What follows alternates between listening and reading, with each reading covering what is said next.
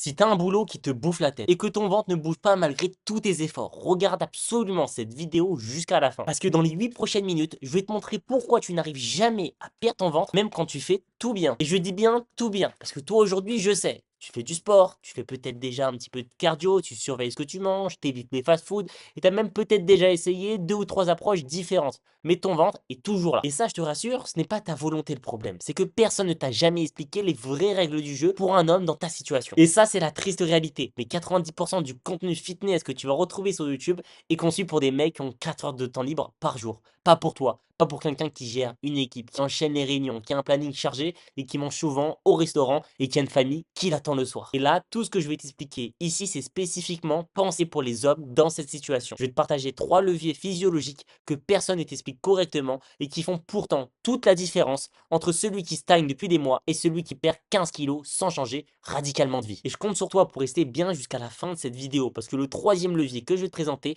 il va à l'encontre de tout ce que l'industrie du fitness t'a vendu depuis des années. Et c'est probablement celui qui te coûte le plus cher en ce moment. Donc reste bien avec moi jusqu'à la fin de cette vidéo. Pour commencer avec le premier levier, voilà quelque chose que personne ne te dit clairement. Ton corps ne distingue pas le stress mental du stress physique. Donc une réunion de crise où tu dois défendre tes chiffres, ton corps la traite exactement comme tes ancêtres traitaient une attaque avec un lion. Même hormone, même réponse biologique. Ton corps ne lit pas ton agenda malheureusement. Cette hormone, c'est le cortisol. L'hormone est liée au stress. Tout le monde a du cortisol, mais en fonction du nombre de stress que tu vas avoir et si ce stress devient chronique, cette hormone devient plus dangereuse. Car quand tu en as un petit peu, cette hormone va juste servir le matin pour te réveiller et pour t'apporter de l'énergie. Mais lorsque tu commences à avoir du stress chronique, cette hormone aura un effet très précis sur ton corps. Elle va te permettre de stocker du gras et surtout au niveau du ventre. Spécifiquement là. Donc si tu es un mec débordé par le boulot qui travaille 50, 60 heures par semaine, ton cortisol, il est probablement élevé en permanence. Ce qui veut dire que ton corps est en permanence en mode stockage, surtout au niveau du ventre. Et maintenant, voilà où ça devient vraiment un vrai cercle vicieux. Toi, tu vois ton ventre qui ne bouge pas. Alors pour compenser, tu fais quoi? Tu rajoutes du sport. 3, 4, 5 fois par semaine, du cardio intense, tu transpires, t'es épuisé, tu n'en peux plus. Sauf que le vrai piège, et ce que personne ne te dit, c'est que le sport intense génère lui aussi du cortisol. Donc ton corps, il reçoit un signal très simple. Réunion stressante le matin, sport intense le soir, double dose. Donc il additionne. Il ne sait pas que l'un est censé être bon pour toi. Par exemple, Thomas, un de mes clients qui avait 38 ans, consultant en stratégie, quand on s'est rencontré, il faisait 5 heures de sport par semaine. Il faisait que du cardio intense. 1 heure par jour. Et il mangeait strict depuis 4 mois. Et malgré tous ses efforts, son ventre n'avait pas bougé d'un centimètre. Ouais, je sais, ça peut paraître dingue. Mais lui, il était complètement épuisé, irritable. Et il ne comprenait absolument pas pourquoi ses efforts ne donnaient rien. Et en réalité, je le comprends totalement. Mais ce qu'il ne savait pas, c'était que son cortisol était chroniquement élevé. Son corps était en mode urgence en permanence. Ce qui faisait que peu importe ses efforts, il avait vraiment du mal à perdre du gras. Les premières semaines, il allait perdre du poids, mais après, ça bloquait et son ventre ne bougeait plus. Donc nous, ce qu'on a fait pour l'aider à perdre du gras et à perdre enfin son ventre sans lui rajouter des heures de sport, ni sans le frustrer ou le priver encore plus, c'est qu'on a d'abord réparé le terrain avant de toucher à quoi que ce soit d'autre. On a donc mis en place un léger protocole pour réduire son cortisol et améliorer la qualité de son sommeil. On a aussi réduit ses séances. Au lieu de s'entraîner 5 fois par semaine, il s'entraînait 3 fois. Il a vraiment réduit le cardio et il a ajouté de la musculation. Et 3 mois plus tard, il avait perdu 9 kilos et enfin perdu son ventre. Mais là, tout ce que je viens de te présenter, le cortisol, c'est que la moitié du problème. Parce que le deuxième levier, il concerne quelque chose que tu fais probablement chaque jour sans même t'en rendre compte. Et pour ça, j'aimerais que tu te poses cette question. Si ton directeur financier te proposait d'injecter tout le budget de l'entreprise le vendredi soir quand tout le monde est parti, tu dirais quoi? Je pense que tu es d'accord avec moi que tu dirais non. Parce que les ressources doivent arriver quand il y a l'activité et pas quand tout le monde est à l'arrêt. Et bah ton corps fonctionne exactement pareil. Et tu es probablement en train de faire exactement ça avec tes repas. Et pour ça, voilà le pattern que j'observe chez presque tous les clients débordés par le boulot que j'accompagne. Le matin, en général, ils mangent presque rien. Café et c'est parti. Le midi, ils veulent faire attention, forcément, on doit perdre du poids, donc ils vont manger très très light. Une toute petite salade de 300 calories, vraiment quelque chose de pas du tout rassasiant.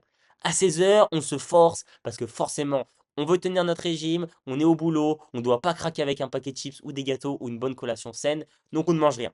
Et le soir, on rentre complètement lessivé du boulot, on a la dalle, et du coup, on va manger un énorme plat. Ou alors, pas un énorme plat, mais après, on va craquer avec des gâteaux, avec les enfants, une glace, avec un Twix dans le placard. Et ça, c'est complètement normal. Donc le problème, c'est que tu es en train d'envoyer toutes les ressources quand ton corps n'en a plus besoin. Il reçoit l'essentiel de son carburant au moment où il est immobile. Sa réponse, elle est logique du coup. il stocke. Et pour ça, la solution, elle est très simple. Il faut juste inverser la courbe et avoir une stratégie alimentaire. Parce que ne rien manger durant tout le reste de ta journée ne va jamais t'aider à perdre du poids. Tu seras juste à chaque fois bloqué dans le même cercle vicieux où le soir, tu seras lessivé, tu auras ta femme, il y aura tes enfants et tu vas craquer. Et ça, c'est juste normal. Et si tu vois cette vidéo, tu dis ouais, mais moi je suis très sucré, le soir je peux pas m'arrêter. Ça, c'est normal. C'est une réaction logique de ton cerveau parce qu'il crève la dalle toute la journée. Donc le soir, il compense. Et je te rassure, pour inverser la courbe, tu n'as pas besoin de te priver. Ça, c'est une des grosses erreurs que 95% des hommes font pour perdre du gras. En réalité, tu ne dois pas toucher tes restaurants, tu dois continuer à manger normalement le midi avec tes clients, tes collègues, tes partenaires. On ne doit pas tout changer, on doit juste avoir une stratégie bien précise.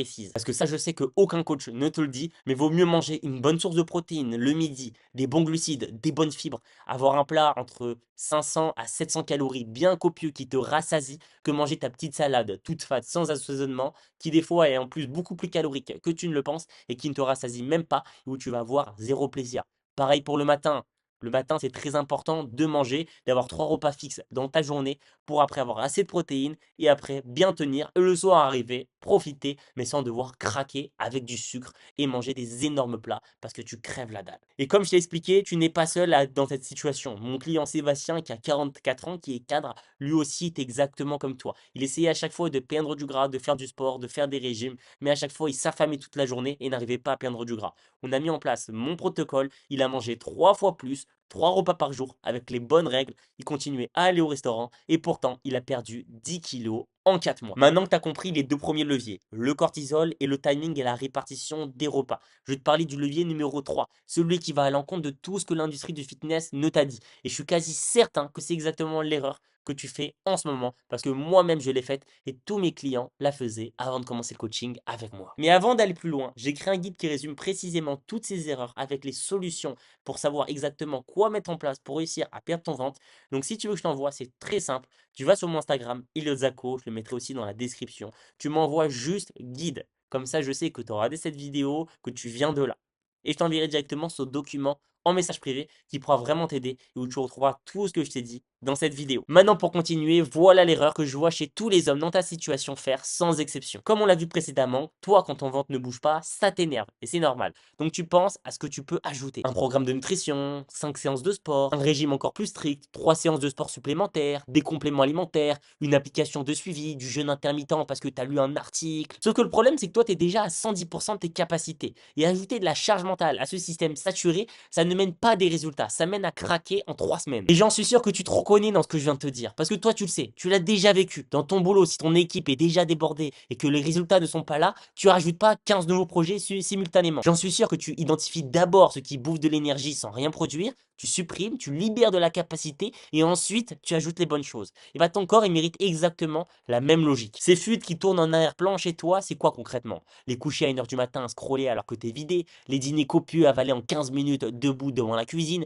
les grignotages en fin de la journée après une réunion qui t'a épuisé, les séances de cardio intenses le soir après avoir fait 12 heures de boulot. Et le problème c'est que chacune de ces fuites maintient le cortisol élevé et chacune sabote tout ce que tu fais par ailleurs. Mais je te rassure, réparer ces fuites c'est pas du tout impossible parce qu'une fois ces fuites bouchées, on ajoute le minimum utile. Par exemple, 2 à 3 séances de musculation par semaine, de 30 à 45 minutes. C'est déjà très bien. Ne fais pas 5 séances de cardio par semaine. C'est juste inutile. Ça va détruire ton moral, ta motivation, ton cortisol, ton stress, ta fatigue et ton envie de vivre. Et comme je t'ai expliqué précédemment, mes clients qui arrivent à perdre entre 10 et 20 kilos font 3 fois moins d'efforts. Ils font pas plus, ils font mieux. Et c'est vraiment ça que je veux que tu comprennes. Tu n'as pas besoin de toujours ajouter du cardio, de te priver encore plus. Tu dois juste faire moins et mieux. La qualité prime sur la quantité. Et encore une fois, c'est vraiment un cercle vicieux. Parce que plus tu fais du cardio intense, plus tu te prives, plus ça va déréguler ton système hormonal, augmenter ton cortisol, dérégler tes hormones de la faim et de la satiété.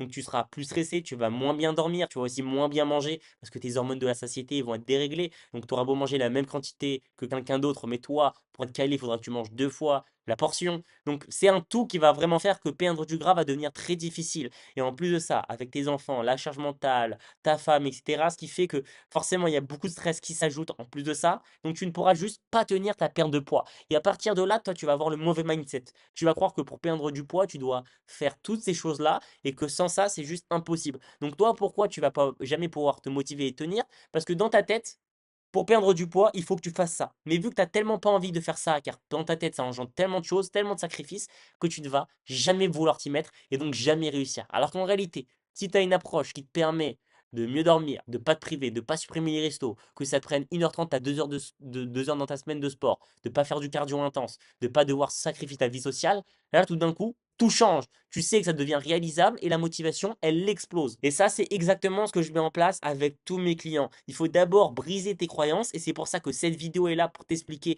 exactement pourquoi tu n'arrives pas à perdre ton ventre malgré tous tes efforts. Il faut arrêter d'écouter tous les contenus et les coachs fitness qui t'expliquent que tu dois t'entraîner 5-6 fois par semaine, compter tous tes kilogrammes près, avoir tes tupperwares. Ça, c'est méthodes, évidemment qu'elles fonctionnent, mais pour des mecs qui ont du temps, pas pour toi. Il faut juste trouver une approche personnalisée qui convient à ton agenda et à ton mode de vie.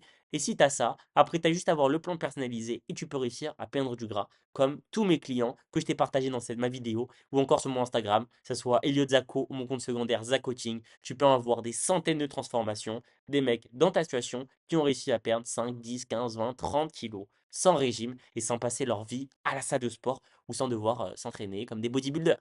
Donc, merci d'avoir checké cette vidéo. Tu auras juste à m'envoyer sur mon Instagram Ilozako le mot guide et je t'enverrai tout ce guide complet. Et ensuite, si tu veux, on pourra discuter ensemble tranquillement de ta transformation, de tes objectifs et je pourrai t'expliquer concrètement comment je pourrais t'aider. Donc, merci à toi et on se dit à bientôt.